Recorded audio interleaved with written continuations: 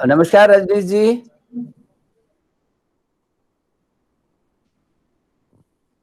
मंत्री महोदय का स्वागत है। माननीय शिक्षा मंत्री भारत सरकार श्री रमेश पोखरियाल निशंक जी, मैं कुलसचिव महात्मा गांधी अंतर्राष्ट्रीय हिंदी विश्वविद्यालय से कादर नवाज खान बोल रहा हूं। आपकी अनुमति से हम कार्यक्रम का आरंभ करेंगे। कृपया अनुमति प्रदान करने का कष्ट करेंगे। जी शुरू करिए। आज 21 अगस्त 2020 को माननीय शिक्षा मंत्री भारत सरकार श्री रमेश पोखरियाल निशंक जी के कर कमलों से साकेत संकुल 56 क्वार्टर्स का ऑनलाइन लोकार्पण किया जा रहा है। कार्यक्रम के प्रारंभ में मैं डॉक्टर जगदीश नारायण तिवारी, डॉक्टर लेखराम दन्नाना और डॉक्टर प्रदीप से आग्रह करूंगा कि वो मंगलाचरण से कार्यक्रम की शुरुआत करें।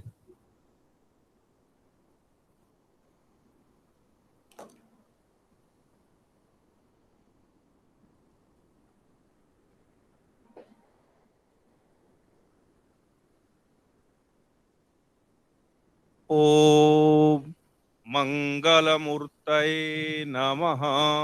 या सृष्टिः स्रष्टुराद्या वहति विधिहुतं या हविर्या च होत्री ये द्वे कालं विधत्तः श्रुतिविषयगुणा या स्थिता व्याप्य विश्वं या माहो सर्वबीजप्रकृतिरिति यया प्राणिनः प्राणवन्तः प्रत्यक्षाभिप्रपन्नस्तनुभिर्वतु वस्ताभिरष्टाभिरीशः। सूर्यः सौर्यमथेन्दुरोच्च पदवीं सन्मङ्गलं मङ्गलः सद्बुद्धिश्च बुधा गुरुश्च गुरुताम् शुक्रः सुखं संसनिः राहुर्बाहुबलं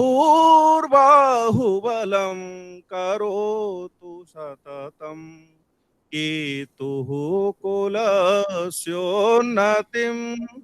नित्यं प्रीतिकरा भवन्तु मम ते सर्वेऽनुकूलाग्रह सर्वेऽनुकूलाग्रह।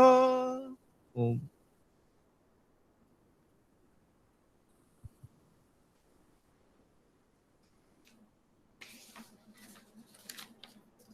धन्यवाद। अब साकेत वैभव से संबंधित चयनित अंशों का काव्य पाठ प्रोफेसर प्रीति सागर द्वारा किया जाएगा। प्रोफेसर प्रीति सागर। इसमें अन्य मंत्री जी आपके सूचनार्थ और सबको जानकारी हो जाए इसलिए सिर्फ इतना अनुरोध करना है कि यह जो आप जिन 56 भवनों का लोकार्पण कर रहे हैं यह मैथिली शरण गुप्त की रचना साकेत को ध्यान में रख करके इसका नामकरण साकेत संकुल आपके अनुमति से किया गया है। इस अवसर पर साकेत की का जो वैभव वर्णित किया है मैथिली शरण गुप्त ने, उन चयनित अंशों का पाठ साहित्य विद्यापीठ की अधिष्ठाता dean of literature faculty doctor Preeti Sagar ji कर रही हैं। धन्यवाद महोदय। साकेत संकुल के उद्घाटक माननीय शिक्षा मंत्री भारत सरकार श्री रमेश पोखरियाल निशंक जी, विश्वविद्यालय के माननीय कुलपति प्रोफेसर रजनीश कुमार शुक्ल जी, वर्धा संसदीय क्षेत्र के लोकप्रिय नेता माननीय श्री रामदास तड़स जी, विश्वविद्यालय के प्रतिकुलपति द्वय, जिलाधिकारी महोदय, कुलसचिव महोदय और अभिनव गुप्त संकुल स्थित हबीब तनवीर सभागार में उपस्थित सभी सम्मानित समाज और इस ऑनलाइन कार्यक्रम से जुड़े सभी दर्शक समूह को मेरा सादर अभिवादन। राष्ट्र कवि श्री मैथिली शरण गुप्त ने आधुनिक हिंदी के लिए एक युग प्रवर्तक महाकाव्य प्रस्तुत किया, साकेत। साकेत के पहले सर्ग में श्री राम के जन्म लेने के कारण अयोध्या नगरी के वैभव का वर्णन किया गया है। उसी सर्ग से एक चयनित अंश मैं आपके सामने प्रस्तुत कर रही हूँ। देख लो साकेत नगरी है यही, स्वर्ग से मिलने गगन में जा रही। देख लो साकेत नगरी है यही, स्वर्ग से मिलने गगन में जा रही। केतुपट अंचल सदृश हैं उड़ रहे, कनक कलशों पर अमर दृग जुड़ रहे। सोहती हैं विविध शालाएं बड़ी, छत उठाए भित्तियां चित्रित खड़ी। गेहियों के चारु चरितों की लड़ी, छोड़ती है छाप जो उन पर पड़ी। स्वच्छ सुंदर और विस्तृत घर बने, इंद्रधनुषाकार तोरण हैं तने। देव दंपति अट्ट देख सराहते, उतर कर विश्राम करना चाहते। मैथिली शरण गुप्त के प्रिय छंद पीयूष वर्ष में रचित ये चयनित अंश मैंने आपके सामने रखा। अब मैं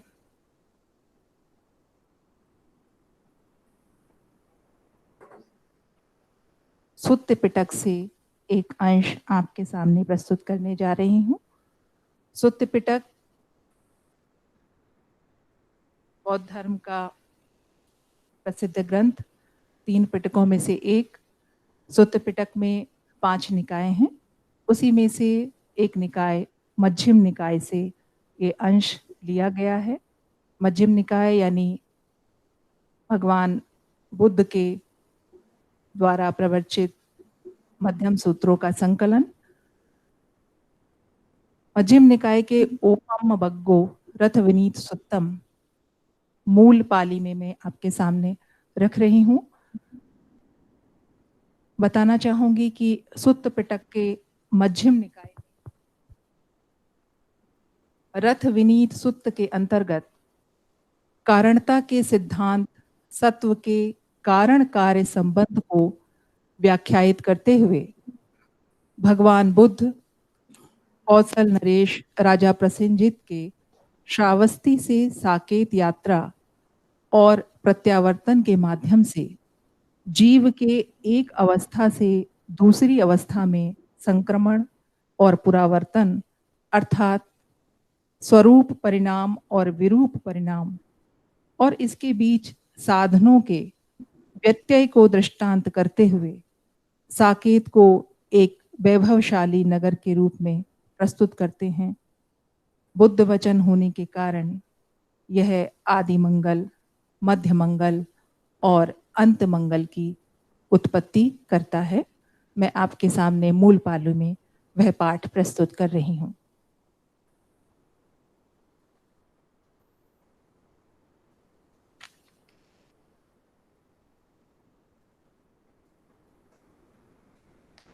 ते यथापि आवुसो रंगोपसेन दिस्य कौसलस्य सावत्थियं पट्टिवसन्तस्य साकेते किञ्चिदेव अच्चायिकं करणीयं उपज्येय तस्य अन्तरा च सावत्थिं अन्तरा च साकेतं सत्तरथ विनीतानि उपट्ठपेयुं अथ खो आवसो राजा पसे नदी कोसलो सावत्थिया निखमित्वा अन्ते पुरद्वारा पटमं रथ विनीतं अभिरूहेय पठमेन रथ विनीतेन द्वितीयं रथ विनीतं पापुणेय पठमं रथ विनीतं विसज्जेय द्वितीयं रथ विनीतं अभिरूहेय द्वितीयेन रथविनीतेन तृतीयं रथविनीतं पापुणेय द्वितीयं रथविनीतं विसज्जेय तृतीयं रथविनीतं अभिरूहेय तृतीयेन रथविनीतेन चतुर्थं रथविनीतं पापुणेय तृतीयं रथविनीतं विसज्जेय चतुर्थं रथविनीतं अभिरूहेय चतुर्थेन रथविनीतेन पंचमं रथविनीतं पापुणेय चतुर्थं रथविनीतं विसज्जेय पंचमं रथविनीतं अभिरूहेय पंचमेन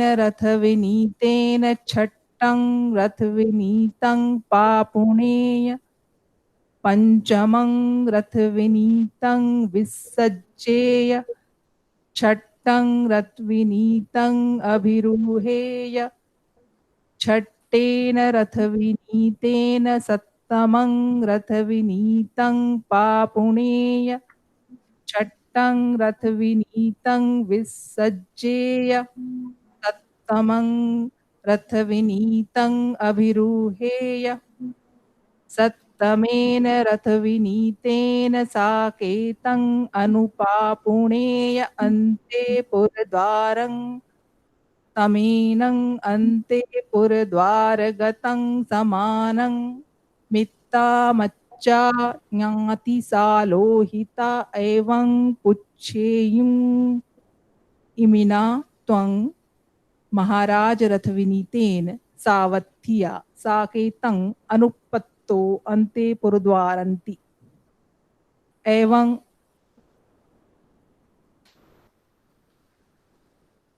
धन्यवाद।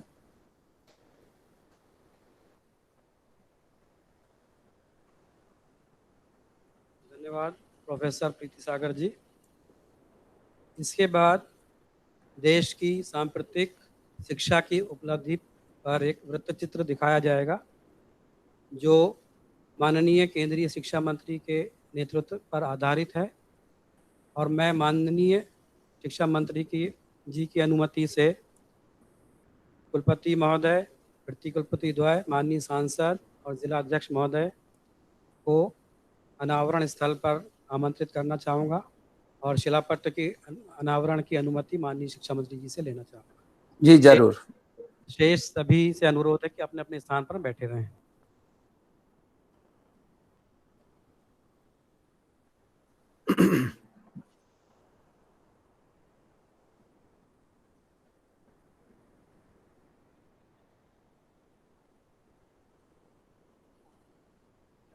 आप म्यूट है ना? अच्छा,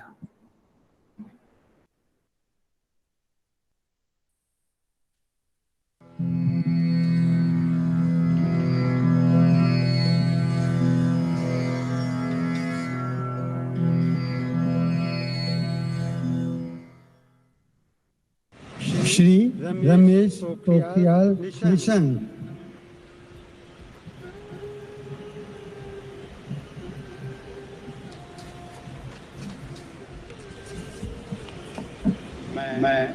मैं डॉक्टर रमेश पोखरियाल निशंक ईश्वर की शपथ लेता हूँ कि मैं विधि द्वारा स्थापित भारत के संविधान के प्रति सच्ची श्रद्धा और निष्ठा रखूंगा। केंद्रीय मानव संसाधन विकास मंत्री के रूप में एक वर्ष का सफल कार्यकाल पूरा करने वाले डॉक्टर रमेश पोखरियाल निशंक जी एक साहित्यकार के रूप में सुप्रतिष्ठित हैं। साहित्य की सभी विधाओं को उन्होंने साधा है।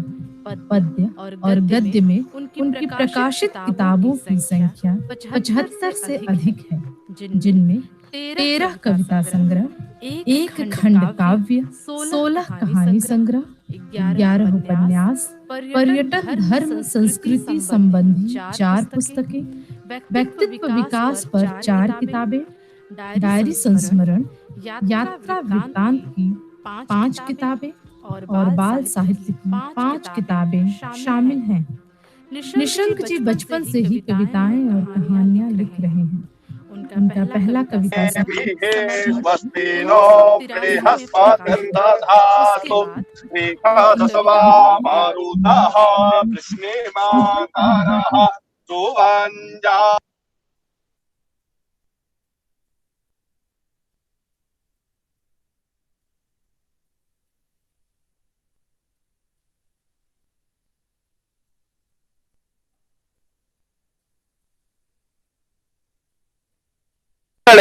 भिः श्रेणुयामदेव भद्रं पश्येमाक्षभिर्यजतराः स्थिरैरङ्गैस्तुष्टुवागुंसस्तनोभिर्वसेमहि देवहितं यदायुः शतमिन्नु शरदो अन्तिदेवा यतरा नश्चकरा जरसं तनो नाम पुतरासो यतरा पितारो भवन्ति मानो मदयारीरिकतार्जुगन्तोः आदितिर्द्यौरादितिरन्तरिक्षमादितिर्माता स पिता स पुत्रः विषवे देवा आदितिः पञ्चजना आदितिर्जातमदितिर्जानितवम् द्यौः शान्तिरन्तरिक्षगुं शान्तिः पृथिवी शान्तिरापः शान्तिरोखदयः शान्तिः वनस्पतयः शान्तिर्विषवे देवाः शान्तिर्ब्रह्म शान्तिः सर्वगुं शान्तिः शान्तिरेव शान्तिः सामा शान्तिरेधि जातो जातः समीहसे ततो नो अभयं कुरु शन्नः कुरु प्रजाभ्यो भयन्नः पशुभ्यः सुशान्तिर्भवतु। ओम शान्तिः शान्तिः शान्तिः सामा शान्तिः।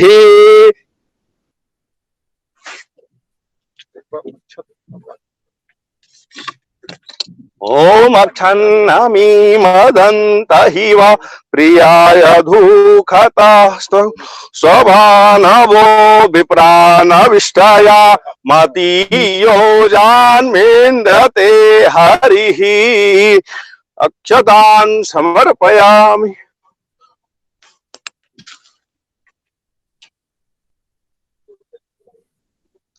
सर्वे भवन्तु सुखिनः सर्वे सन्तु निरामया सर्वे भद्राणि पश्यन्तु मा कश्चित् दुःखभाग् भवेत्। ओम सहनाववतु सहनौ भुनक्तु सह वीर्यं करवावहै तेजस्विनावधीतमस्तु मा विद्विषावहै। ओम शान्तिः शान्तिः शान्तिः।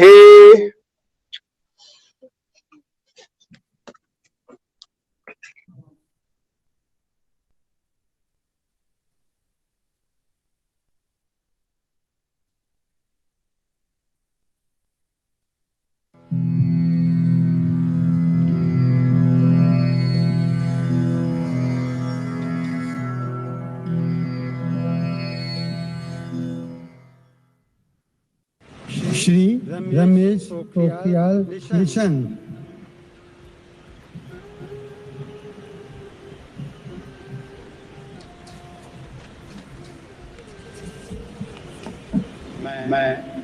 मैं डॉक्टर रमेश पोखरियाल निशंक ईश्वर की शपथ लेता हूँ कि मैं विधि द्वारा स्थापित भारत के संविधान के प्रति सच्ची श्रद्धा और निष्ठा रखूंगा। केंद्रीय मानव संसाधन विकास मंत्री के रूप में एक वर्ष का सफल कार्यकाल पूरा करने वाले डॉक्टर रमेश पोखरियाल निशंक जी एक साहित्यकार के रूप में सुप्रतिष्ठित हैं। साहित्य की सभी विधाओं को उन्होंने साधा है। पद्य और गद्य में उनकी प्रकाशित किताबों की संख्या 75 से अधिक है, जिनमें 13 कविता संग्रह, एक खंड काव्य, 16 कहानी संग्रह, 11 उपन्यास, पर्यटन धर्म संस्कृति संबंधी 4 पुस्तकें, व्यक्तित्व विकास पर 4 किताबें, डायरी संस्मरण, यात्रा वृत्तांत की 5 किताबें और बाल साहित्य की 5 किताबें शामिल हैं। निशंक जी बचपन से ही कविताएं और कहानियां लिख रहे हैं। उनका पहला कविता संग्रह समर्पण 1983 में प्रकाशित हुआ। उसके बाद उनकी कविताओं के संग्रह नवांकुर, मुझे विधाता बनना है, तुम भी मेरे साथ चलो, देश हम जलने न देंगे, जीवन पथ में मातृभूमि के लिए संघर्ष जारी है, कोई मुश्किल नहीं, ऐ वतन तेरे लिए अंधेरा जा रहा है, सृजन के बीज और भूल पाता नहीं प्रकाशित हुए और पाठकों द्वारा सराहे गए। निशंक जी ने प्रतीक्षा नामक खंड काव्य भी लिखा।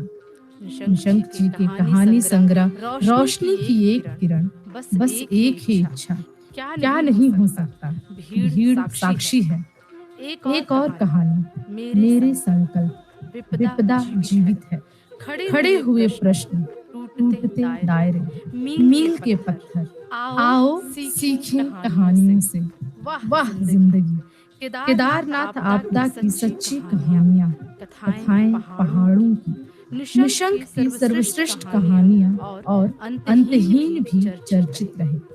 उनके उपन्यास मेजर निराला, पहाड़ से ऊंचा, बीरा, निशान, छूट गया पड़ाव, अपना पराया, पल्लवी, प्रतिज्ञा, कृतघ्न, भागों वाली और शिखरों के संघर्ष भी प्रकाशित होकर समादृत रहे हैं।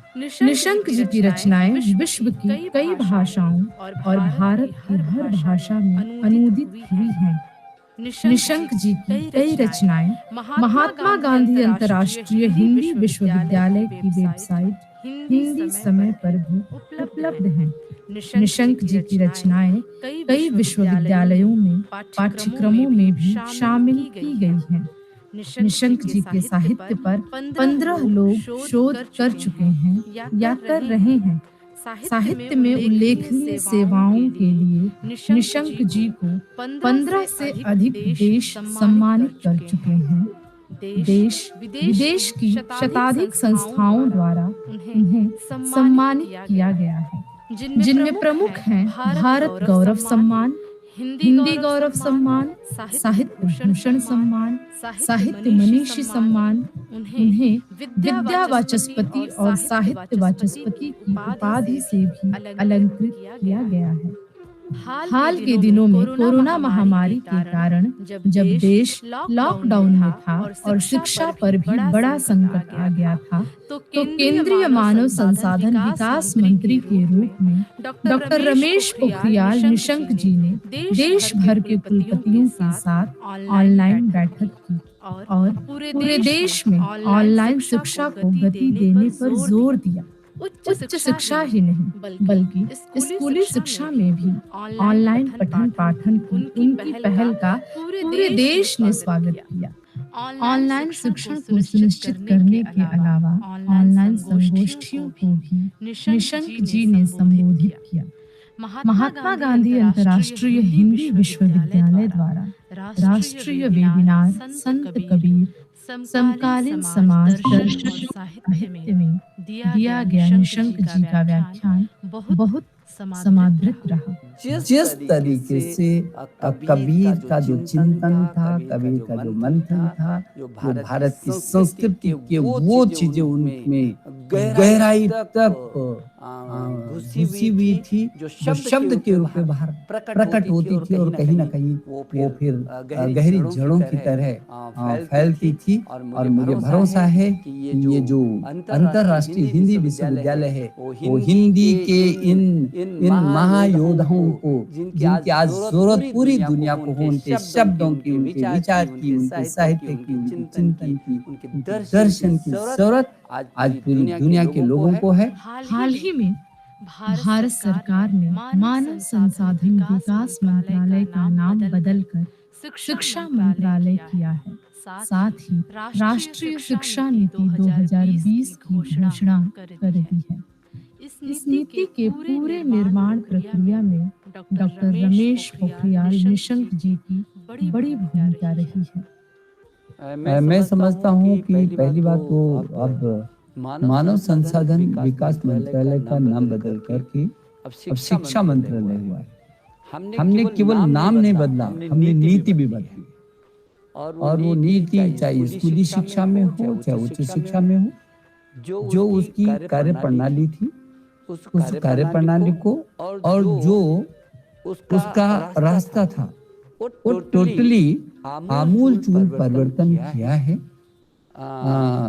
हमारे देश के प्रधानमंत्री जी ने हमेशा कहा है कि हमको एक नए भारत के निर्माण की जरूरत है और वो भारत वो स्वच्छ भारत होना चाहिए, वो स्वस्थ होना चाहिए, वो समृद्ध होना चाहिए, वो सशक्त होना चाहिए, वो श्रेष्ठ होना चाहिए। माननीय केंद्रीय शिक्षा मंत्री कुछ ही देर में महात्मा गांधी अंतर्राष्ट्रीय हिंदी विश्वविद्यालय वर्धा में साकेत संकुल का ऑनलाइन लोकार्पण समारोह को संबोधित करेंगे।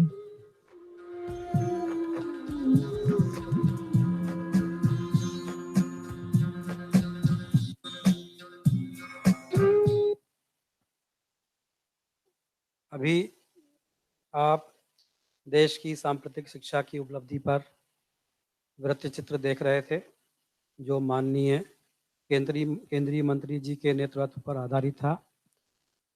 इसके बाद मैं महात्मा गांधी अंतर्राष्ट्रीय हिंदी विश्वविद्यालय के कुलपति प्रोफेसर रजनीश कुमार शुक्ल जी से माननीय मंत्री जी के स्वागत के लिए और वर्धा के माननीय सांसद श्री रामदास तड़ा जी के स्वागत के लिए आग्रह करूंगा।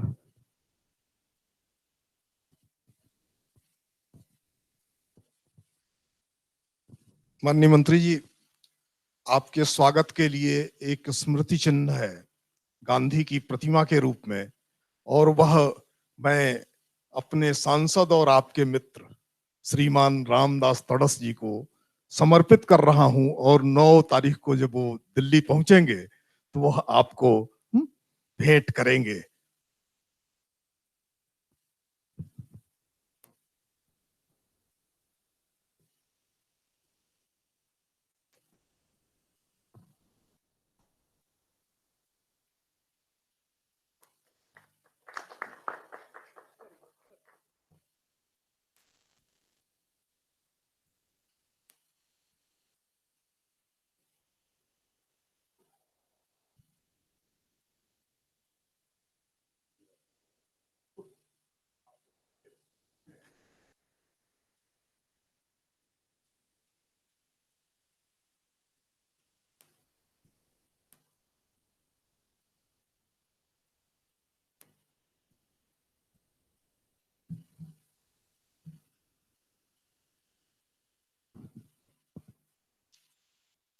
मैं कुल सचिव जी से अनुरोध करूंगा कि इस कार्यक्रम के अवसर पर ही मेरे कुलपति होने के बाद प्रथम बार इस जिले के जिलाधिकारी का भी परिसर में आगमन हुआ है, इसलिए अपनी अतिथि स्वागत की परंपरा में उनका भी स्वागत करें।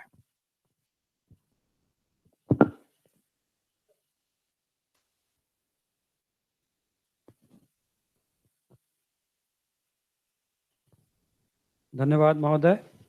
अब मैं माननीय कुलपति महोदय से आग्रह करूंगा कि वो उद्घाटन वक्तव्य और स्वागत वक्तव्य देने का कष्ट करें।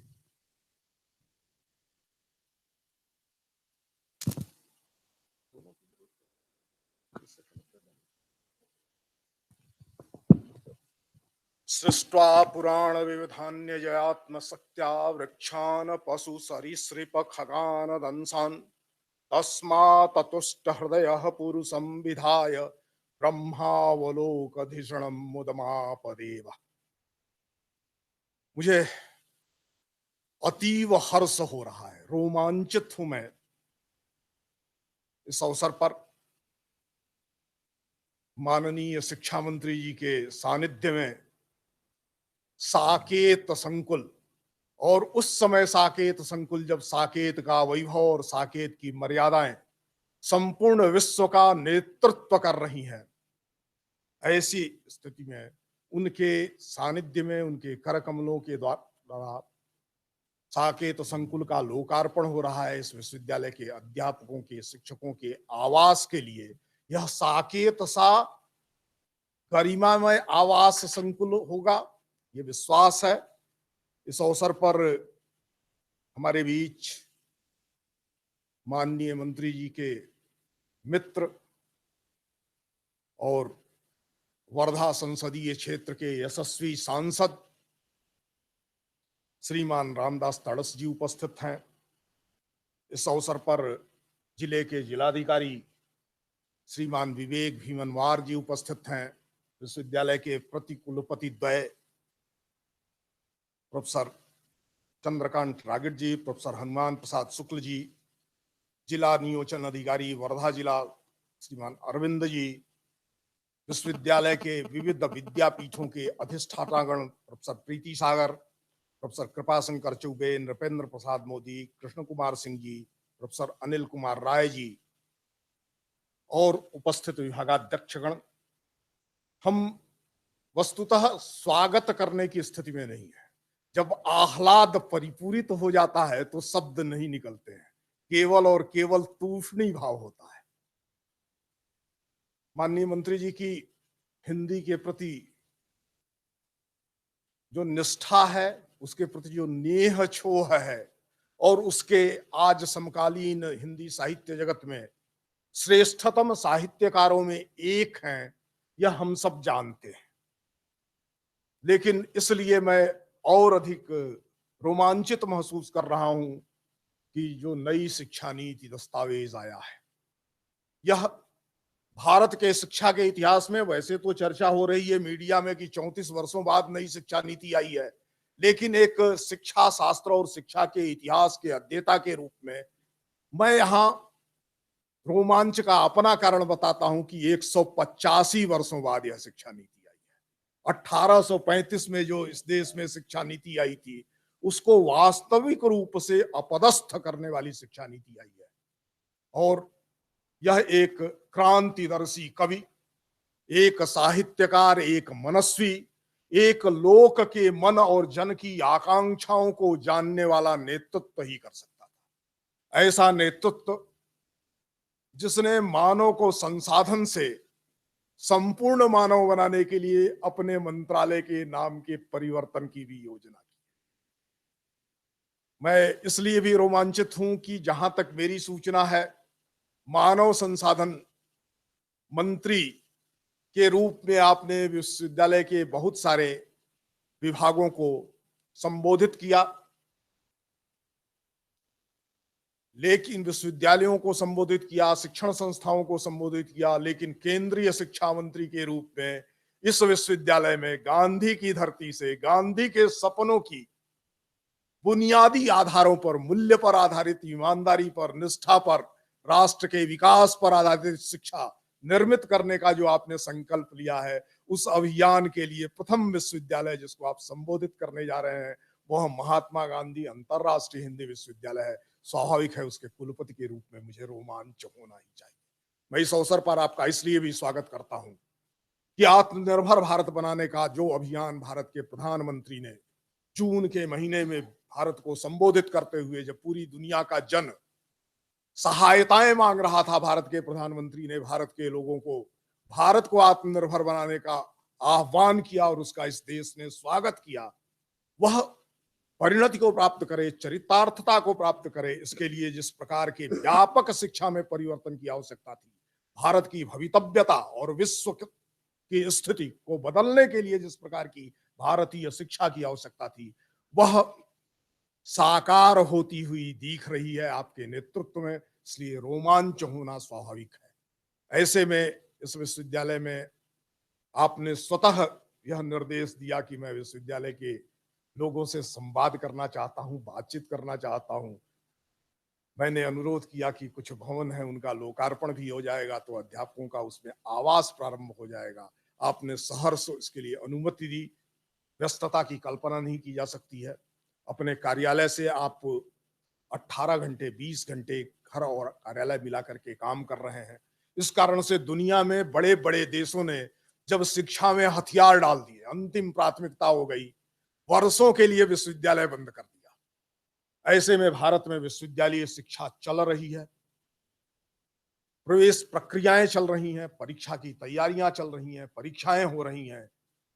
विद्यार्थी का 1 वर्ष जाता है तो देश का 1 वर्ष जाता है। इस मान्यता के साथ आने वाली पीढ़ी अपने 1 वर्ष का सदुपयोग करे, श्रेष्ठतम रूप से सदुपयोग करे। इसके लिए आपने इस संघर्ष में, एक युद्ध में सेनापति जिस ढंग से प्रथम पंक्ति में आकर के नेतृत्व करता है भारत की ऐतिहासिक परंपरा में, वैसा ही शिक्षा के क्षेत्र में खड़े हुए इस युद्ध में आप हम सबका नेतृत्व करते रहे और हमें भी आपने योद्धा बना डाला और हमें यह साहस जगाया कि परिस्थितियां चाहे जैसी हो, शिक्षा, संस्कार और राष्ट्र निर्माण का अपना यत्न और यज्ञ चलता रहेगा।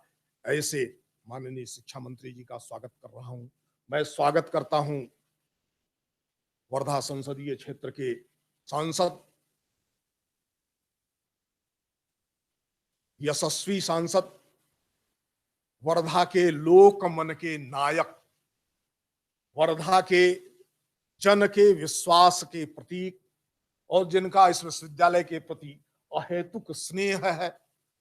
जब भी मैंने याद किया है, चाहे जितनी भी व्यस्तता हो, आप आए हैं, केवल कार्यक्रमों के लिए नहीं आए हैं, सिर्फ हमसे मिलने, बातचीत करने के लिए आए हैं। ऐसे सांसद को इस पवित्र अवसर पर और आपकी उपस्थिति में मंत्री जी साथ साथ पा करके मुझे विश्वास है कि गांधी का जो 150वां वर्ष है, विनोबा का 125वां वर्ष है,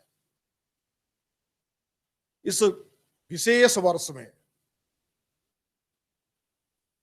चाहे स्थितियां जैसी हों, यह विश्व अपेक्षाओं और आकांक्षाओं के साथ स्थापित हुआ था और जो अपेक्षाएं और आकांक्षाएं हिंदी सहित सभी भारतीय भाषाओं के लिए इस विश्वविद्यालय से आपने कर रखी हैं, हम हिंदी के माध्यम से सभी भारतीय भाषाओं को शिक्षा और शोध की भाषा बनाने, भाषा शिक्षा की दिशा में बढ़ने का प्रयास करेंगे।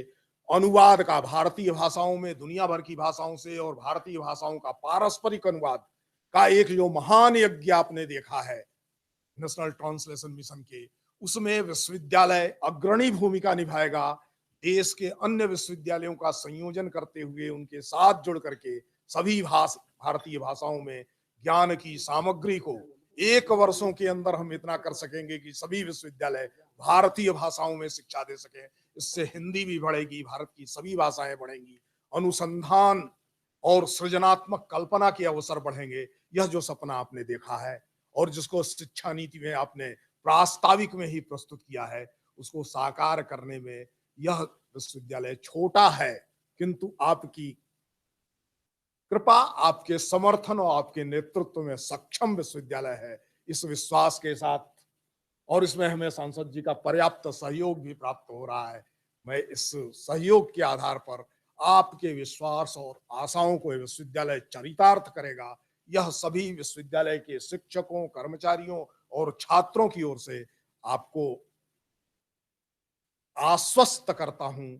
और पुनः पुनः आपका स्वागत करता हूं, माननीय सांसद जी का स्वागत करता हूं। इस अवसर पर वर्धा के जिलाधिकारी महोदय का स्वागत करता हूं। कोरोना के काल में मैं तो दुनिया भर में अंतर्राष्ट्रीय विश्वविद्यालय का कुलपति होने के नाते बात करनी पड़ती है और मैं कहता हूं दुनिया में आज कोई सबसे सुरक्षित स्थान है तो वर्धा है, जिसको कोरोना के इस कालखंड में भी सबसे सुरक्षित रहना है, वर्धा में उसका स्वागत है। इस प्रकार की व्यवस्था जिलाधिकारी जी ने निर्मित की और विश्वविद्यालय का भी इस कालखंड में बहुत सहयोग किया है, इसलिए आपके समक्ष उनका भी स्वागत कर रहा हूं। इसके साथ ही मैं इस कार्यक्रम के अवसर पर आपका विश्वविद्यालय परिवार की ओर से पुनः स्वागत करते हुए प्रणाम निवेदित करता हूं और वायदा वही है कि वर्धा आपका शीघ्र आना हो, फिर साहित्य और भाषा के क्षेत्र में कुछ हम नया करेंगे, आपके साथ दिन भर बैठ करके आगे की योजनाएं बनाएंगे। इस अनुरोध के साथ पुनः स्वागत। धन्यवाद कुलपति महोदय। कुलपति महोदय के स्वागत वक्तव्य के बाद मैं अनुरोध करता हूं माननीय सांसद श्री रामदास तड़स जी से विश्वविद्यालय के लिए मनोगत और शुभेच्छा प्रदान करें। राष्ट्रपिता महात्मा गांधी और विनोबा भावे की कर्मभूमि में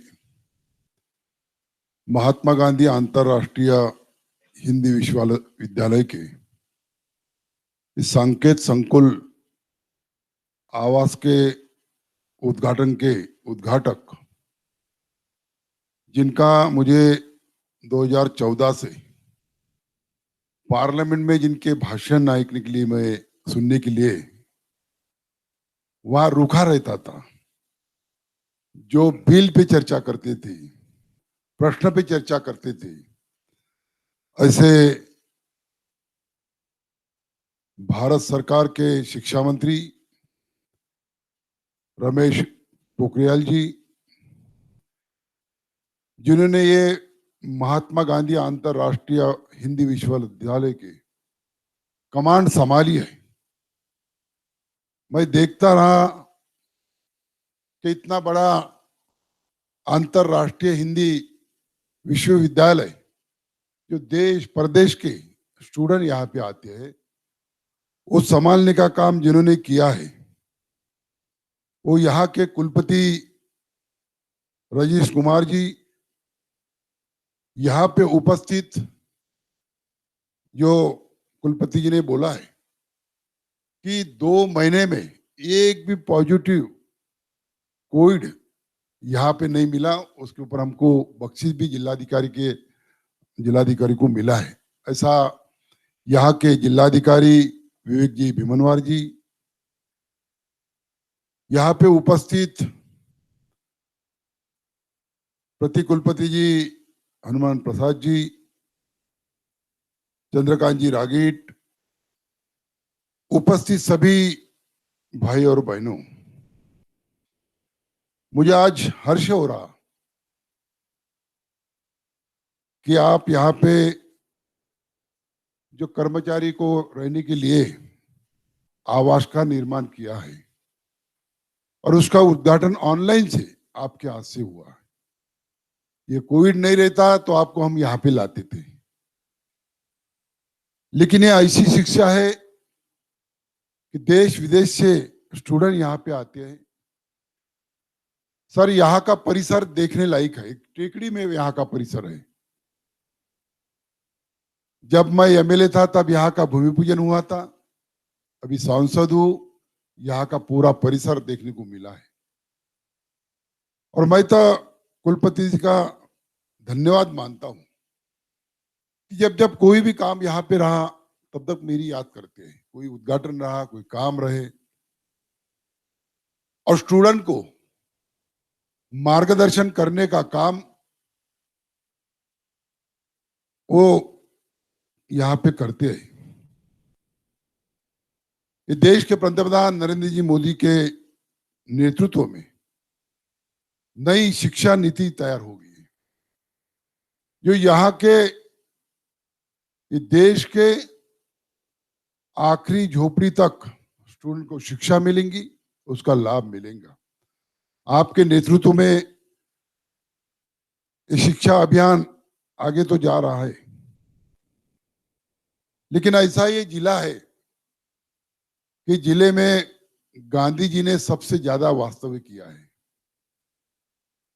साबरमती से निकले गांधी जी और एक शपथ लेके निकले कि जब तक ये देश को मैं आजादी दिलवा नहीं सकूंगा तब तक मैं वापिस नहीं जाऊंगा। और 14 साल इस जिले में सेवाग्राम में गांधी जी रहे, और ये यहां से इस देश को स्वतंत्र मिलने का सौभाग्य इस देशवासियों को मिला है। मैं आपसे विनती करता हूं कि महात्मा गांधी अंतर्राष्ट्रीय हिंदी विश्वविद्यालय में जब आप आएंगे तब यहाँ का परिसर, यहाँ की शिक्षा नीति, यहाँ के स्टूडेंट, देश बाहर से लोग आते हैं, ऐसा परिसर कभी, ठीक है आपके इधर तो होगा, परिसर तो बहुत बड़ा है, लेकिन यहाँ का जो परिसर है वो इतना निसर्गजन्य परिसर है। मैं आपको यहाँ पे धन्यवाद देता हूं, और जब जब हमको काम मिलेगा तब तक हम आपका सहकार्य लेते रहेंगे। आपके शिक्षा नीति में सहयोग मिलेगा, मैं फिर से आपको यहाँ पे धन्यवाद देता हूँ और मेरे शब्द को विराम देता हूँ। जय हिंद।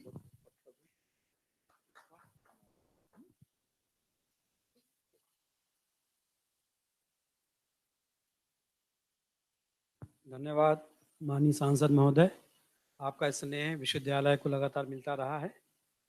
इसके उपरांत संस्कृत में एक श्लोक पठ तैयार किया गया है। मैं मंचासीन सभी आदरणीय महानुभावों से अनुरोध करता हूं कि कृपया उसका अनावरण करें। आइए।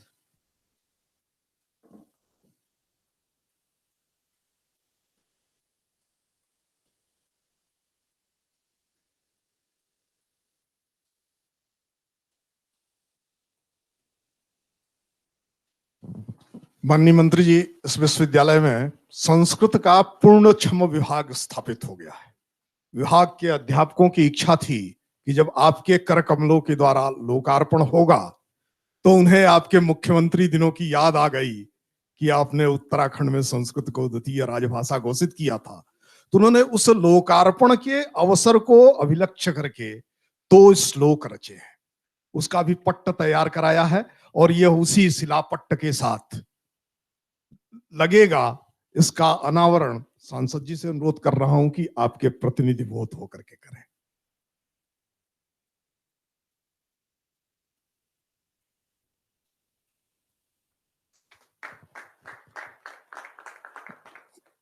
मैं इसको पढ़ता हूं।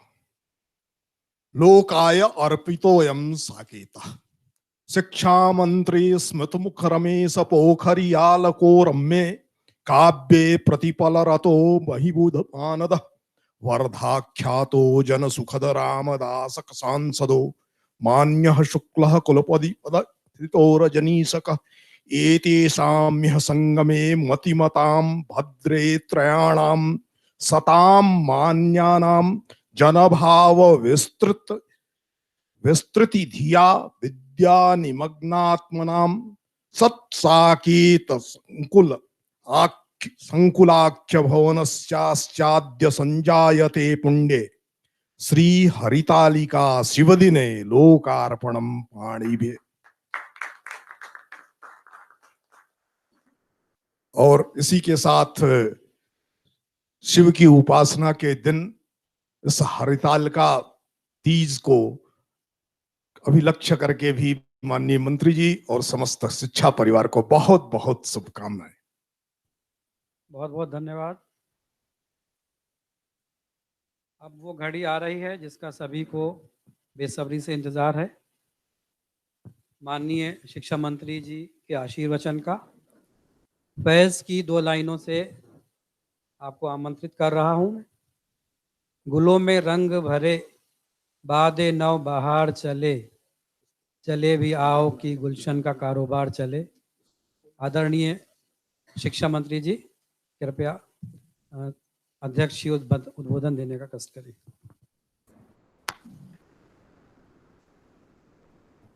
इस ऐतिहासिक कार्यक्रम में मेरे प्रतिनिधि के रूप में वहां पर उपस्थित और मेरे अभिन्न मित्र, इस क्षेत्र के बहुत ही लोकप्रिय और जुझारू सांसद आदरणीय श्री रामदास जी, अंतर्राष्ट्रीय इस हिंदी विश्वविद्यालय जो महात्मा गांधी जी जिन्हें हमने हमेशा राष्ट्रपिता कहकर के संबोधित किया है, इस अंतर्राष्ट्रीय विश्वविद्यालय के बहुत ही यशस्वी कुलपति प्रोफेसर रजनीश कुमार शुक्ल जी, हमारे दोनों कुलपति डॉक्टर चंद्रकांत जी, प्रोफेसर हनुमान प्रसाद जी और यहाँ के रजिस्ट्रार कादर नवाज खान जी, यहाँ पर उपस्थित जिला प्रशासन के अधिकारी वर्ग, सभी अधिष्ठाता वर्ग, सभी संकाय, सभी प्राध्यापक और विश्वविद्यालय के सभी इस परिवार के सभी सदस्य और बाहर से जो हमारे जनप्रतिनिधि और अतिथिगण आए हैं, इन सभी को मैं इस अवसर पर शुभकामना देना चाहता हूं जबकि एक बहुत अच्छे अवसर पर हम एकत्रित हुए हैं और ऐसी परिस्थितियों में जबकि ये कोरोना का महासंकट से पूरी दुनिया गुजर रही है, ऐसे वक्त पर हम सब लोग एकत्रित हुए हैं एक अच्छे लक्ष्य के लिए। और फिर जिन गुरुजनों को ये 56 आवाज साकेत कुलम के रूप में आज समर्पित हो रहे हैं, मैं उनको भी बहुत बधाई और शुभकामना देना चाहता हूँ। मेरी शुभकामना, बहुत सारी बधाई हैं, क्योंकि बहुत लंबे समय से आपके मन में रहा होगा कि यहाँ पर जो गुरुजन लोग हैं, हमने तो हमेशा आचार्य देवो भव कहा है। हमारी तो संस्कृति ही गुरु ब्रह्मा गुरु विष्णु गुरुर्देवो महेश्वरः गुरु साक्षात् परम ब्रह्म तस्मै श्री गुरुवे नमः। हमने तो गुरु को सब कुछ माना है, और क्यों न माने, क्योंकि हम हमेशा से इसके पक्षधर रहे हैं कि गुरु गोविंद दो खड़े काके लागों पाए, बलिहारी गुरु आपने गोविंद देव बताए। उस गोविंद तक भी जाने का रास्ता गुरु का ही है। और मैं समझता हूँ कि इसलिए आज जो रजनीश जी के नेतृत्व में जो काम हुआ है, जो गुरुजन वृंद का सम्मान हुआ है, और जो आज 56 आवास उनको समर्पित हो रहे हैं, मुझे भरोसा है कि इन आवासों के अंदर वो मन बसेंगे जो भारत को उसके गौरव तक आगे लेकर के जाएंगे। और उन आवासों के अंदर जब भी वो प्रवेश करेंगे तो उनको महात्मा गांधी की सत्य, प्रेम और अहिंसा की खुशबू नजर आएगी, दिखाई देगी, महसूस होगी। उन आवासों के अंदर जब भी पदार्पण करेंगे, जब भारत का वैभव और गौरव दिखाई देगा, जब इस देश को विश्व गुरु कहा गया है, जब इस देश के बारे में एतद् देश प्रसूतस्य सकाशादग्र जन्मनः स्वम स्वम चरित्रम शिक्षेरन पृथिव्याम सर्वमानवा। तो वो बार बार उनको जब याद दिलाता रहेगा तो वो गुरुत्व का जो भाव है वो उनके शिष्यों तक जाएगा, और वही शिष्य पूरी दुनिया में एक बार मेरी भारत माँ को सर्वश्रेष्ठ स्थान पर गरिमा दे करके हमारा मान बढ़ाएंगे। और इसी शुभकामना देने के लिए मैं आज आपके बीच आया हूँ।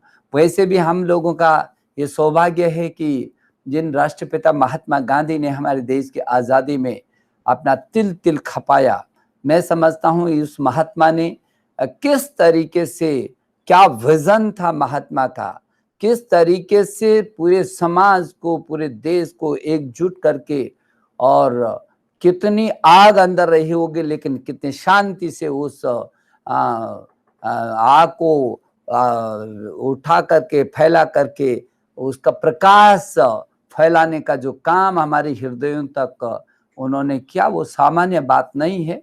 और जैसे कि अभी रजनीश जी आपने कहा और रामदास जी कह रहे थे कि ये वो धरती है जिस पर महात्मा की ये वो स्थली रही है, साधना की स्थली रही है, जिसमें साधना करके राष्ट्र भक्ति की बयार को तैयार किया गया है। और मैं देख रहा था कि ये तालीम भी महात्मा गांधी जी ने वहीं पर शुरू किया था, और जो उनकी ये जो तालीम थी उसी का एक स्वरूप के रूप में हम नई शिक्षा नीति को लेकर के आए हैं। इसलिए मैं वर्धा के लोगों को वैसे भी बहुत बधाई देना चाहता हूँ। ये वर्धा सामान्य धरती नहीं है, ये वर्धा की धरती पर जो भी लोग हैं, जो भी लोग जाते हैं, जो भी लोग बसते हैं, जो भी लोग वहाँ पर विचरण करते हैं, निश्चित रूप में उनके मन के अंदर महात्मा की वो आत्मा प्रदर्शित होती होगी, जो लगातार उसको आंदोलित करती होगी कुछ नया काम करने के लिए, राष्ट्र के लिए कुछ करने के लिए, पीढ़ी के लिए कुछ करने के लिए, मानवता के लिए कुछ करने के लिए, सत्य अहिंसा और प्रेम के लिए कुछ करने के लिए। ये जो सूत्र सत्य अहिंसा प्रेम का महात्मा दे दिया, आज पूरी दुनिया के लोगों को महसूस होता है कि उसको सत्य का जो रास्ता है वही असली रास्ता है। जो प्रेम है वो नहीं है तो ये मनुष्य मनुष्य नहीं है, ये पत्थर से भी बदतर हो जाएगा। और जो अहिंसा है वो सबसे बड़ा हथियार है। और मैं समझता हूं कि जो रास्ता अहिंसा का उन्होंने किया, प्रेम का दिया, आज बड़ी बड़ी बातें दुनिया के लोग करें, लेकिन सूत्र के रूप में महात्मा ने जिन जिन बातों को दिया अभी मैं कुछ दिन पहले मेरे मन में आया, जब मैं अल्मोड़ा के प्रवास पर था, वहां पर मुख्यमंत्री था, तो जैसे कि अभी संस्कृत के लोगों को मैं बधाई देना चाहता हूँ।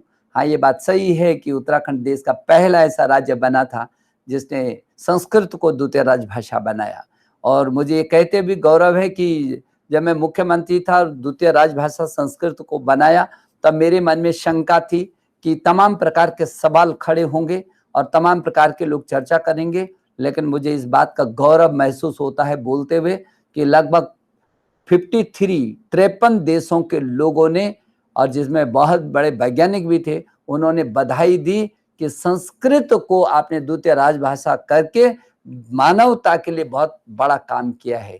तो दुनिया इस बात को महसूस करती है कि यहाँ जो संस्कृत केवल भाषा नहीं है, संस्कृत हमारे ज्ञान विज्ञान अनुसंधान की वो थाती है, वो भंडार है जिसकी पूरी दुनिया को जरूरत है, और इसलिए ये बहुत जरूरी है। मैं समझता हूँ कि जब मैंने देखा तो गांधी जी जब अल्मोड़ा आए थे, कौसानी में गए थे, और जिस तरीके से उन्होंने फिर वहाँ चरखा शुरू किया बागेश्वर में, जब मैंने उस समय देखा तो मैं तो हतप्रभ था कि किस तरीके से गांधी जी ने वहां पर लोगों को एकत्रित करके काम किया। हिमालय की अंतिम छोर पर बागेश्वर जैसे जो पिथौरागढ़ जिले का एक अभी हाल में वो अलग जिला हुआ होगा, उस समय पिथौरागढ़ के हिस्से में था वो पूरा कुमाऊं। एक कमिश्नरी तो बाद में हुई, वो पहले 3 उत्तराखंड के 3 जिले हुआ करते थे। बहुत उस समय जब गांधी जी के समय में तो वहां तक पहुंचना और वहां तक नई तालीम दे करके लोगों को खड़ा करना, और मेरे प्रधानमंत्री जी ने आत्मनिर्भर भारत की बात की, वो उसका साकार रूप गांधी जी ने किस किस रूप में करके दिखाया है। और तब मैं कौसानी के जब आया और मैंने देखा कि वहाँ अनासक्ति आश्रम जब मैंने देखा तो आप समझ सकते हैं, अभी मेरे मन में आया क्योंकि मैंने हिमालय में विवेकानंद लिखा, क्योंकि विवेकानंद भी कसार देवी में उन्होंने साधना की थी और हिमालय से वो शिकागो गए थे जब उन्होंने पूरे विश्व में भारत की संस्कृति का ध्वज फहराया था, और फिर लौट करके वही अल्मोड़ा में आए थे, कसार देवी में, मायावती में वो आए थे। तो अभी जब मेरा प्रवास हुआ, फिर मैंने जब गांधी जी के उसमें देखा, अनासक्ति योग लिखा गांधी जी ने वहीं पर, और किस तरीके से आप जरूर करके, रजनी जी मैं जरूर चाहूंगा कि मेरे यहाँ से निकलने वाला कोई भी छात्र छात्रा वो गांधी जी के बारे में योद्धा बन करके निकले। पूरी दुनिया को जरूरत है ऐसे गांधियों को। हम गांधी निकालेंगे अपने इस अंतरराष्ट्रीय विश्वविद्यालय से, जिन गांधियों को पूरी दुनिया को जरूरत है। उस सच की जरूरत है, उस प्रेम की जरूरत है, उस अहिंसा की जरूरत है, उस विजन की जरूरत है, उस मिशन की जरूरत है, उस आत्मीयता की जरूरत है, उस सौहार्दता की जरूरत है, और मैं उस संस्कृति की जरूरत है, उन संस्कारों की जरूरत है, उस आत्मनिर्भरता की जरूरत है। और इसलिए मैं ये समझता हूं कि जब मैंने अनासक्ति योग को पढ़ा तो मुझे लगा कि कैसी विलक्षण प्रतिभा के धनी रहे होंगे हमारे महात्मा। हर चीज को उन्होंने किस तरीके से पकड़ करके उसको आगे ले जाने की कोशिश की, और हर चीज इस मानवता पर केंद्रित करके किया है। जो हमारी संस्कृति है, हम पूरी दुनिया में, हमारा जो विजन है पूरी दुनिया में, कौन कह सकता है दुनिया में कि ये सारी दुनिया को कोई अपना परिवार माने। यहाँ तो अपने परिवार के 2 भाई रहते, वो भी कई बार तो पूरी दुनिया में और दुनिया के देश इस बात को महसूस भी नहीं कर सकते हैं। हमने गांधी जी के उस परिवेश में और भारत की उस संस्कृति ने जब इस वसुधैव कुटुंबकम की बात कही होगी, एक और तो अयम निजा परोवेति गणना लघु चेतसम उदार चरिता नाम तो वसुधैव कुटुंबकम। पूरे विश्व को अपना कुटुंब माना छोटी बात नहीं है। जिसमें ताकत होगी वही सारे संसार को अपना कुटुंब मान सकता है, और ये भारत में ही ताकत थी कि पूरी दुनिया को अपना कुटुंब मान करके उसके संरक्षण की ताकत रखता है। तो जिसमें सर्वे भवन्तु सुखिनः की बात कर सकता है कि नई धरती पर जब तक एक भी इंसान दुखी होगा तब तक सुख का एहसास नहीं कर सकता। और वैसे भी माता भूमि पुत्रम पृथिव्या, जिस पूरी धरती को अपना माँ कहने वाले हिंदुस्तानी है।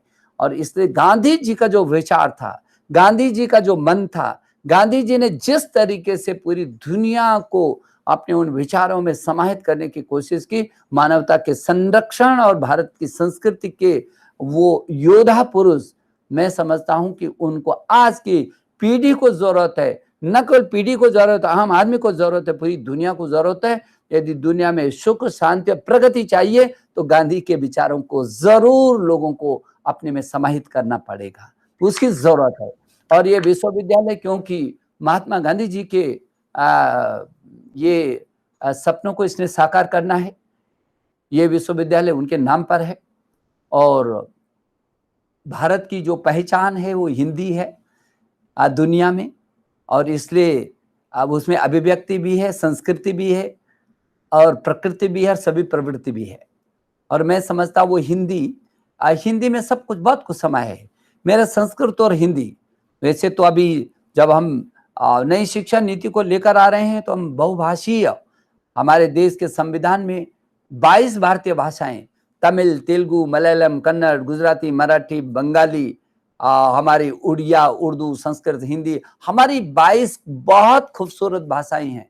हम उनको ताकत देंगे। हर भाषा का अपना ललित्य है, हर भाषा का अपना सौंदर्य है, हर भाषा की अपनी वैज्ञानिकता है, हर भाषा का अपना सामर्थ्य है, हर भाषा की अपनी शब्द शक्ति है। और मेरे तो हिंदी है, मेरी हिंदी तो इन्हीं सभी भाषाओं के शब्दों को समाहित करके हिंदी पूरी दुनिया के वैभव के रूप में विकसित होगी। मुझे भरोसा है कि आज भी हिंदी का जो शब्द संसार है वो पूरी दुनिया में सबसे सशक्त शब्द संसार है। ये तो इतना बड़ा कोश किसके पास है, किसके पास है? हिंदी में लाखों, लगभग 4 लाख के आसपास, तो ज्यादा आप बता पाएंगे कि 4 लाख से भी अधिक शब्दकोश यदि हिंदी में है। दुनिया की कौन भाषा ऐसी है जिसमें इतना बड़ा शब्दकोश होगा और सबको समाहित करने की क्षमता है, एक सूत्र में पिरोने की ताकत है। और इसलिए इसकी जरूरत है आज इसकी जरूरत है कि जब अटल बिहारी वाजपेयी जी ने सबसे पहले हिंदी में भाषण दिया था, हलचल मची थी। दुनिया को लगा कितनी लालित्य है, हिंदी में लालित्य है, हिंदी में जीवंतता है, हिंदी में आदमी को समझने की ताकत है, समझाने की ताकत है। हिंदी के शब्द अंदर तक थिरकन पैदा करते हैं। हिंदी के शब्दों में शब्द, क्योंकि शब्द तो ब्रह्म है, और ये जब शब्द ब्रह्म है, जब बाहर निकलता है तो ताकत के साथ वो अंदर प्रवेश करता है, किसी भी मनुष्य के अंदर प्रवेश करता है। और वही शब्द हैं जो आदमी को झकझोरते हैं, वही शब्द हैं जो आदमी को उठाते हैं, वही शब्द हैं जो आदमी को आगे जाने की प्रेरणा देते हैं, विपरीत परिस्थितियों में मार्ग निकालने का सामर्थ्य देते हैं। और इसलिए हिंदी इस दिशा में बहुत समर्थ है। मैं ये समझता हूं कि ये विश्वविद्यालय, सौभाग्य से ये विश्वविद्यालय ये उस हिंदी के उत्थान की दिशा में आगे बढ़ रहा होगा। और जहां रजनीश शुक्ल जैसे बहुत मेहनती और विजनरी व्यक्ति हों, वहां उस विश्वविद्यालय उस शिखर को चूमेगा, ऐसा मैं भरोसा कर सकता हूं।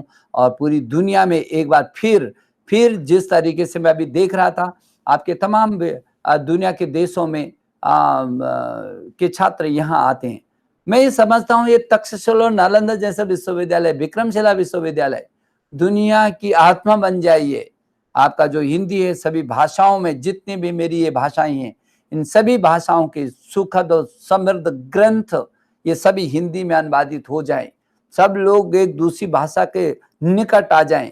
क्योंकि जब मैं पीछे के समय में भी संस्कृत के 3 विश्वविद्यालय मैंने बनाए, केंद्रीय विश्वविद्यालय बनाए, तब ये चर्चा हो रही थी। रामदास जी को मालूम है कि कुछ लोगों ने कहा साहब ये संस्कृत क्या है, संस्कृत तो मरी हुई भाषा है।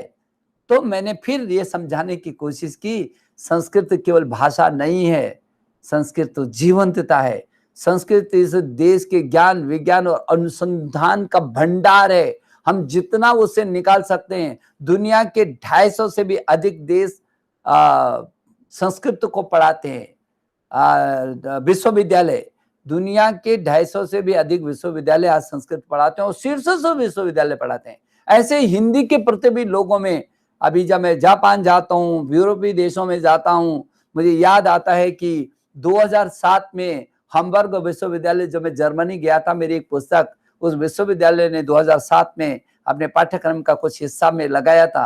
तो वो हिंदी के प्रति उनकी जो विभाग अध्यक्ष थी, वो कहती थी हिंदी इतनी खूबसूरत भाषा है, हिंदी के प्रति इसलिए हमने हिंदी और 2-3 भाषाओं को लेकर के एक संयुक्त रूप में एक मंथन की प्रक्रिया भी चलाई थी। मुझे लगता है कि जब मैं पीछे के दिनों में यूनेस्को में था, तो दुनिया के 191 देशों से जो सीधे संवाद हुआ है, वहां निश्चित रूप में पूरी दुनिया के लोगों के मन में भी इस हिंदी के प्रति बहुत अच्छी आस्था है। इसको हम कैसे सरसा सकते हैं, भारत की भाषाओं के साथ सौहार्दता का वातावरण बना करके कैसे बढ़ सकते हैं, वैसे हम लोगों ने कोशिश की है अभी की जो प्रारंभिक शिक्षा है वो मातृभाषा में हो, क्योंकि जो बच्चा है जिस भाषा को बोलता है, उसकी मातृभाषा, उसकी क्षेत्रीय भाषा, जिस भाषा में वो बोलता है उस समय उसमें ज्यादा अभिव्यक्ति उसकी होती है। इसलिए 5वीं तक कक्षा प्राथमिक पाठशाला तक वो अपनी मातृभाषा में सीखे, 8वीं तक हो सके तो बहुत अच्छा। और हमने तो सभी राज्यों को इस बात की छूट दी है कि वो उच्च शिक्षा तक भी अपनी मातृभाषा क्षेत्रीय भाषा में पढ़ा सकता है, तभी ये भाषाएं जिंदी रहेंगी। मेरी 22 भारतीय, वैसे तो हजारों भाषाएं हैं, और यूनेस्को ने इस बात की चिंता की है कि भारत में जो भाषाएं हैं, बोलियां बहुत तेजी से लुप्त हो रही हैं, हमको इनको बचाना है, हमारी वो पहचान है, हमारी तमाम हजारों बोलियां हैं, उनको हमको बचाना है। जो हमारे भारतीय संविधान में जो 22 भारतीय भाषाएं हैं, इनको हर कीमत पर बचाना है, हमको हर कीमत पर इस खुशबू को बरकरार रखना है। और उसमें उनका एक सशक्त गहना हिंदी भी है, जिसको पूरा देश बहुत अच्छे तरीके से महसूस करता है। उसको लगता है कि ये समन्वय, बीच में एक दूसरे को जोड़ने की ये भाषा है, इसको सरल होना हो। कई बार मैं देख रहा हूं, जब मैं यहाँ शासन में रहता हूं, तो ऐसे ऐसे हिंदी के शब्द रख रहे हैं डिक्शनरी में डाल करके, तो आदमी बोलेगा ये हिंदी तो भगवान बचाए इस हिंदी से, ये दशा है।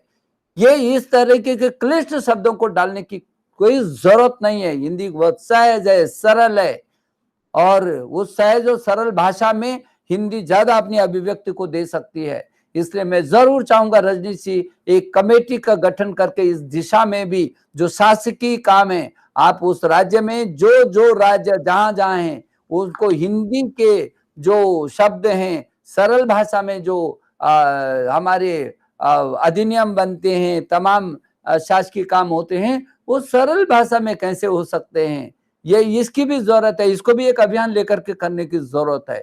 और निश्चित रूप में गांधी जी ने तो हमेशा इस कहा कि जिस देश की अपनी भाषा नहीं, वो तो गूंगा है। हमारे अंबेडकर साहब ने कहा कि जिस देश की अपनी भाषा नहीं है, वो देश कभी बहुत आगे बढ़ नहीं सकता है। और इसलिए हम हिंदी, क्योंकि एक सूत्र में पिरोने वाली भाषा है, सभी भाषाओं को सौहार्दता के साथ जोड़ करके चलने वाली भाषा है। हम सभी भाषाओं को पूरा सम्मान देते हुए इसको सबके बीच एक सौहार्दता के रूप में कैसे विकसित कर सकते हैं, इसकी भी जरूरत है। और मुझे भरोसा है कि ये विश्वविद्यालय आपके नेतृत्व में आगे बढ़ेगा। वो जो छटपटाहट है देश और दुनिया की, और जो हिंदी की गरिमा पीछे के समय में लोग चर्चा करते हैं, मैं सोचता हूँ अब वक्त आ गया, पीछे रोने के बजाय आगे दौड़ना चाहिए। आगे प्रवेश बना है। हमारे देश के प्रधानमंत्री जी ने कहा कि हमको नए भारत के निर्माण की हमारी संकल्पना है। ऐसा भारत जो स्वच्छ भारत हो, जो स्वस्थ भारत हो, जो सशक्त भारत हो, जो समृद्ध भारत हो, जो आत्मनिर्भर भारत हो, जो श्रेष्ठ भारत हो, जो एक भारत हो। और उसके लिए भी उन्होंने तकनीकी दृष्टि से, भाषाओं की दृष्टि से तमाम रास्ते दिए हैं। और जहां हम भारतीय भाषाओं को और सशक्त करने की मंशा रखते हैं, वहीं मेक इन इंडिया है, डिजिटल इंडिया है, स्किल इंडिया है, स्टार्टअप है, स्टैंड अप है। हम मेक इन इंडिया क्यों नहीं बोलेंगे? क्यों बोलेंगे मेक इन जापान और मेक इन चाइना? हमें सामर्थ्य है, हमारे छात्रों में कौशल है, हम उसका समन्वय करेंगे, उनका कौशल का समन्वय करके हम देश को आत्मनिर्भर भारत बनाने के साथ, जैसे पीछे के समय हमारे प्रधानमंत्री जी ने कहा कि जो ये नई शिक्षा नीति आई है, वो नई शिक्षा नीति नए भारत के निर्माण की आधारशिला होगी। और निश्चित रूप में जो अभी रजनीश जी आपने कहा कि 185 वर्षों के बाद ये अपनी भारत की अपनी नीति आई है। लोगों में बहुत खुशी है, पूरे देश में उल्लास और उत्साह है। अभी आप ही ने प्रधानमंत्री जी के भाषण को दिखाया है, जब आप सभी शिक्षाविदों लोगों से प्रधानमंत्री जी ने सीधे सीधे वार्ता की थी और उन्होंने कहा कि ये दुनिया का सबसे बड़ा परामर्श हुआ होगा, सबसे बड़ा। किसी भी नीति पर आज तक दुनिया में इतना बड़ा परामर्श कभी नहीं हुआ है। और मैं समझता हूं कि इसीलिए पूरे देश एकजुट होकर के और आगे बढ़ रहा है। पूरा देश ये महसूस करता है कि नहीं, अब उसको अपनी शिक्षा नीति में मिली है। ये शिक्षा नीति जहां जमीन पर खड़े होकर के भारतीय मूल्यों से जुड़ी शिक्षा नीति, उसकी आधारशिला वो भारतीय ये जो जीवन मूल्य है वो होगा, तो वो ज्ञान में भी, विज्ञान में भी, अनुसंधान में भी, प्रौद्योगिकी में भी बहुत तेजी से अंतरराष्ट्रीय फलक पर जाकर के खड़ी होगी। हम अंतरराष्ट्रीय प्रतिस्पर्धा में पूरी ताकत के साथ आगे बढ़ रहे हैं। इसलिए अभी हमने make in India, digital India, skill India, startup का जो बहुत तेजी से वो मिशन बनाया, वही हमने स्टडी इन इंडिया। अब भारत को जानो, भारत को पहचानो, भारत को अध्ययन करो। और स्टडी इन इंडिया के तहत हजारों छात्र, 50,000 से भी अधिक छात्र इस समय हमको स्टडी इन इंडिया के साथ दुनिया के लोग यहाँ पढ़ने के लिए आ रहे हैं। हमने स्टे इन इंडिया किया है। अभी हमारे यहाँ से 7 लाख, 7.5 लाख बच्चे विदेशों में जा रहे हैं। अब हमने छात्रों से कहा क्या मिलेगा विदेशों में जो मिल सकता हो, हमारी धरती में सामर्थ्य है। यहाँ हमारी शिक्षा बहुत उन्नत शिक्षा है, इसको और मजबूत करेंगे हम। और इसलिए स्टे इन इंडिया, क्योंकि हमारी प्रतिभा और पैसा दोनों विदेशों में चला जाता है। यदि 7.5 से 8 लाख छात्रों में 1.5 लाख करोड़ रुपया प्रति वर्ष का ये बाहर चला जाता है। और जो प्रतिभा जाती है फिर लौट कर नहीं आती, उन देश के लोगों का विकास करने में जुटी रहती है। यदि आप इसका परीक्षण करेंगे और एक अनुसंधान करेंगे, एक सर्वे करेंगे, तो आपको लगेगा कि दुनिया में शीर्ष स्थानों पर भारत के लोग बैठे हुए हैं और वो उस देश के विकास में अपना योगदान दे रहे हैं। हमारी प्रतिभा, हम मेरे देश को विकास में योगदान देंगे, हमारा पैसा भी बचेगा या हमारी प्रतिभा भी बचेगी। और ऐसा नहीं है, ऐसा नहीं कि मेरे देश की संस्थाएं कमजोर हैं।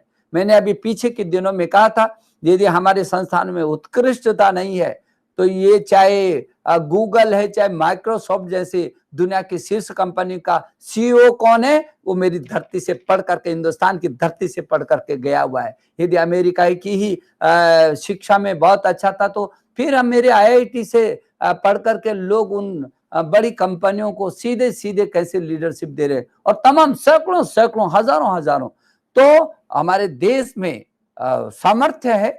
हमारी अब शिक्षण संस्थाएं बहुत तेजी से उस जो छोटे मोटे गड्ढे भी थे उनको पाटते हुए आगे बढ़ रहे हैं।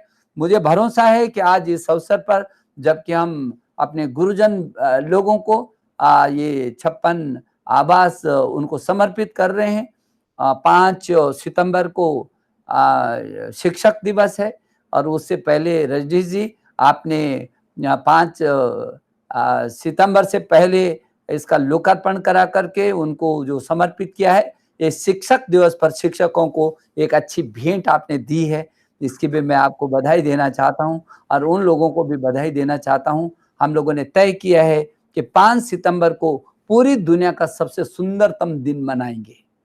5 सितंबर शिक्षा दिवस है और पूरी दुनिया में देश के जो 1000 विश्वविद्यालय हैं, ये 45,000 जो डिग्री कॉलेज है, ये 16 लाख जो स्कूल हैं, 1 करोड़ 9 लाख से भी जो अध्यापक हैं और ये जो 33 करोड़ से भी अधिक अमेरिका की जनसंख्या से भी अधिक मेरे छात्र छात्राएं हैं, ये सारे 5 तारीख को उत्सव मनाएंगे, शिक्षक दिवस मनाएंगे, आचार्य देवो भव कहेंगे।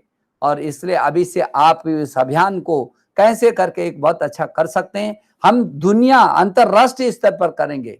हमने ये तय किया कि दुनिया में तमाम देश हैं, तमाम ऐसे देश हैं जो संस्कृत पढ़ाते हैं, तमाम ऐसे देश जो हिंदी पढ़ाते हैं, तमाम ऐसे देश हैं, लगभग 250 तो CBSE बोर्ड के मेरे स्कूल हैं, 25 देशों में तो हमारे स्कूल हैं, शीर्ष पर हैं वो। तो उन सभी पूरी दुनिया के देशों में भी उनको भी कहेंगे तुम भी आचार्य देवो भव कहो। आज हिंदुस्तान के जो आचार्यगण हैं उनको अभिनंदन करो। और इसलिए 5 तारीख को पूरा छात्र, अभिभावक, अध्यापक सब मिलकर के इस उत्सव मनाना चाहते हैं हम, क्योंकि देश की पहली शिक्षा नीति आ रही है अपनी भारत की धरती पर खड़ी होकर के, जो विश्व की प्रतिस्पर्धा पर जाएगी। और इसलिए 5 तारीख को ये आप अभी से बहुत अच्छी तरीके से उसकी तैयारी करेंगे और 5 से लेकर के 25 सितंबर तक हम इस नई शिक्षा नीति को, जो राष्ट्रीय शिक्षा नीति 2020 है, इसको देश के 2.5 लाख ग्राम पंचायतों तक लेकर के जाने वाले हैं। तो किस तरीके से नीचे तक जाएगा, ब्लॉकों तक जाएगा, किस तरीके से ये जिलों में बड़े बड़े सेमिनार होंगे। मेरे देश का बच्चे को भी लगना चाहिए, हाँ नई शिक्षा नीति आई है जो नए भारत का भविष्य का निर्माण करेगी, जो स्वर्णिम भारत की स्थापना करेगी। ये है सही नई शिक्षा नीति, जो स्वर्णिम भारत की स्थापना करेगी। और इसलिए इसको एक अभियान के तहत हम लोग देखेंगे। मेरा भरोसा है कि आप उन अभियानों में भी अपना योगदान देंगे। एक बार जो लोग मुझसे जुड़े हैं, जो आपके सामने बैठे हुए हैं, जिनको मैं देख रहा हूं सबको, वो उन सभी लोगों को तो मैं अभिनंदन करता हूं। सब अध्यापक गण को भी उनका बधाई देना चाहता हूं उनको। और जो लोग दूर से भी जुड़े हुए हैं हमारे साथ, उनका भी मैं अभिनंदन करता हूं। और एक बार रजनी जी, मैं आपको बधाई दे रहा हूं। और आप इस वर्धा विश्वविद्यालय को पूरी दुनिया में शिखर तक लेकर के जाइए। कोई देश ऐसा नहीं छूटना चाहिए जो आपके इस विश्वविद्यालय से न जुड़े, जो हिंदी सीखने के लिए ना आए। ऐसी स्थिति पैदा आप कर दीजिए और मुझे भरोसा आप करेंगे और मैं आपके साथ हूं इस दिशा में। आप पूरी दुनिया का कोई देश नहीं छूटना चाहिए, जो देश ये ना कहे कि मैं वर्धा में जाकर के मेरे बच्चा अध्ययन करेगा, और वो गौरव उसको ऐसा महसूस होना चाहिए कि ये महात्मा गांधी की वो धरती है जहां से वो कोई ऐसा बीज मंत्र लेकर के जाएगा जो उसका जीवन बहुत शिखरता पर जाएगा। तो मेरी आपको बहुत सारी शुभकामनाएं और अध्यापकों को एक बार बहुत बधाई। धन्यवाद। बहुत बहुत औपचारिक रूप से धन्यवाद ज्ञापन प्रतिकुलपति जी करें उसके पहले मैं रोक नहीं पा रहा हूं माननीय मंत्री जी। एक तो 5 सितंबर के बारे में आपको कुछ अवगत कराना ही है मुझे। इस विश्वविद्यालय ने तय किया है कि 5 सितंबर को 23 वर्षों में इस विश्वविद्यालय से दुनिया भर में पढ़ करके गए हुए सभी विद्यार्थियों का एकीकरण करेंगे, ऑनलाइन माध्यम से उनको जोड़ेंगे और उनके लिए दिन भर के कार्यक्रम की योजना बनाई है। उसमें भारत में जो शिक्षा क्षेत्र में परिवर्तन हुआ है उस परिवर्तन से अवगत कराते हुए आग्रह करेंगे कि आइए भारत, आइए गांधी की धरती पर, और फिर एक बार इस दुनिया को कोरोना के बाद की सभ्यता के लिए जो शिक्षा चाहिए वो भारत से मिलेगी। एक तो यह आपसे अनुरोध करना था कि आपकी अपेक्षा को वैश्विक स्तर पर पहुंचाने के लिए हम कार्यक्रम बना रहे हैं और उसकी पूरी रिपोर्ट आपको प्रस्तुत करेंगे।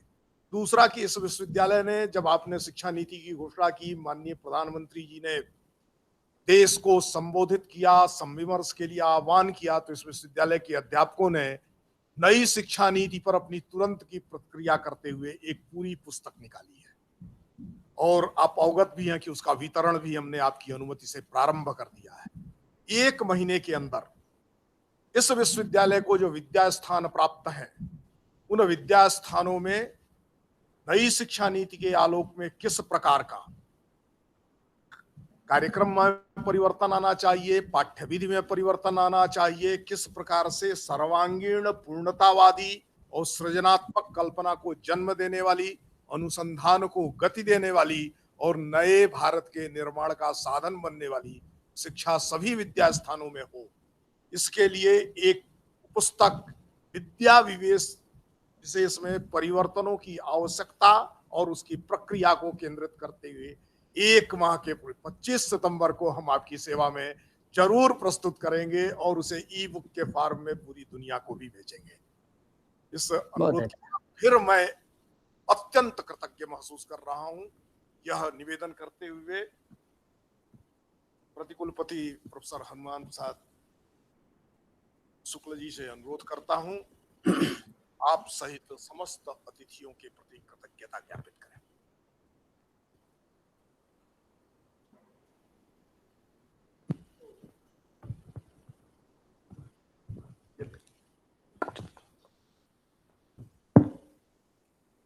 मित्रों, हम सब बहुत भाग्यशाली हैं कि बापू की इस तप और आचरण से पवित्र हुई धरती पर स्थापित इस महात्मा गांधी अंतर्राष्ट्रीय हिंदी विश्वविद्यालय में बापू के आराध्य श्री राम के साकेत के विराट रूप का उसकी लघु प्रतिकृति साकेत संकुल के रूप में भारत के माननीय शिक्षा मंत्री द्वारा ऑनलाइन लोकार्पित हुई है। इस सौभाग्य के लिए हम सब की ओर से, पूरे विश्वविद्यालय परिवार की ओर से माननीय शिक्षा मंत्री जी का बहुत आभार प्रकट करते हैं, उनके प्रति धन्यवाद ज्ञापित करते हैं। माननीय शिक्षा मंत्री जी का इस विश्वविद्यालय के साथ हृदय का संबंध है। वह हिंदी के निरंतर सृजनरत सर्जक हैं, रचनाकार हैं, हम सब परिचित हैं।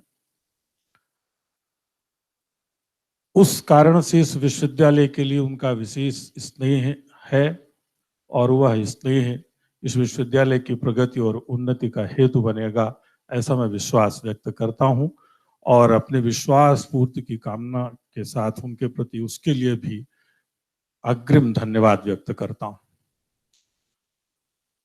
माननीय शिक्षा मंत्री जी के लिए मैं इसलिए भी विशेष आभार व्यक्त करना चाहता हूं कि पहली बार राष्ट्रीय शिक्षा नीति में भाषा के लिए, भारतीय भाषाओं के लिए, भारत की अनेकानेक मातृभाषाओं के लिए जिस प्रकार की चिंता की गई, जिस प्रकार का सत्संकल्प उसमें व्यक्त किया गया है, वह जैसा कि हमारे विश्वविद्यालय के माननीय कुलपति जी ने कहा कि वो 185 वर्ष बाद भारत अपनी भाषा में बोलना, सोचना, पढ़ना, लिखना आरंभ करेगा। उस दृष्टि से निश्चित रूप से यह दस्तावेज अनूठा है और इस अनूठे दस्तावेज की तैयारी के लिए, उसके नेतृत्व के लिए मैं माननीय शिक्षा मंत्री जी के लिए पुनः पुनः आभार व्यक्त करता हूं। मैं हमारे वर्धा संसदीय क्षेत्र के माननीय सांसद आदरणीय श्री रामदास तड़स जी, जो हमारी इच्छा मात्र से हम लोगों के बीच हमारे लिए उपलब्ध रहते हैं और इस विश्वविद्यालय की प्रगति के लिए, इस विश्वविद्यालय की राष्ट्रीय और अंतर्राष्ट्रीय भूमिका के लिए निरंतर चिंता करते रहते हैं। ऐसे अभिभावक के रूप में यहाँ उपस्थित पाकर हम उनके प्रति भी विश्वविद्यालय परिवार की ओर से बहुत आभार व्यक्त करते हैं। वर्धा जिले के जिलाधिकारी, जिनके कारण वर्धा विश्व का महात्मा गांधी अंतर्राष्ट्रीय हिंदी विश्वविद्यालय परिसर पूर्णतः कोरोना मुक्त है, एक भी प्रकरण पूरे विश्वविद्यालय में नहीं हुआ। इसमें जिलाधिकारी जी की जो भूमिका जिले में रही है, जो सक्रियता उनकी रही है, उस सक्रियता के लिए, उस श्रम के लिए, उस चिंता के लिए मैं उनके प्रति भी आभार व्यक्त करता हूं कि वे यहाँ हमारे बीच उपस्थित हैं। हमारे विश्वविद्यालय के माननीय कुलपति आचार्य रजनीश कुमार शुक्ल जी, जिनके नेतृत्व में हम लोग इस विश्वविद्यालय को, इस विश्वविद्यालय के उद्देश्यों के अनुरूप आगे बढ़ाने के लिए निरंतर प्रयत्नरत हैं, उनके प्रति आभार की औपचारिकता है, इसलिए उनके प्रति भी आभार व्यक्त करता हूं। अन्यथा समूचा मार्गदर्शन उनका है, नेतृत्व उनका है, संकल्प उनका है, दृष्टि उनकी है, हम लोग केवल उनकी क्रिया शक्ति हैं। तो इसलिए उनके प्रति औपचारिक आभार और औपचारिक धन्यवाद जरूर ज्ञापित करता हूं। अन्यथा यह सब कुछ उन्हीं का है, तो उनके लिए अलग से आभार व्यक्त करने की आवश्यकता शायद न होती। हमारे विश्वविद्यालय परिवार के हमारे सभी साथी, हमारे साथी प्रतिकुलपति प्रोफेसर चंद्रकांत रागित जी, कुल सचिव श्री कादर नवाज खान जी, समस्त विद्यापीठों के अधिष्ठातागण, हमारे अन्य वरिष्ठ आचार्यगण और विश्वविद्यालय परिवार के समस्त परिजन जो इस लोकार्पण समारोह से जुड़े हुए हैं और साकेत संकुल के लोकार्पण से, जैसा मैंने निवेदन किया माननीय मंत्री जी कि विराट साकेत की लघु प्रतिकृति के वर्धा की तपापूत धरती पर, बापू की तपापूत धरती पर अवतरण से सभी उत्फुल्ल हैं, प्रफुल्लित हैं, प्रसन्न हैं। उन सभी विश्वविद्यालय परिवार के अपने परिजन को भी मैं बहुत धन्यवाद देता हूं। और यहाँ जो लोग रहने वाले हैं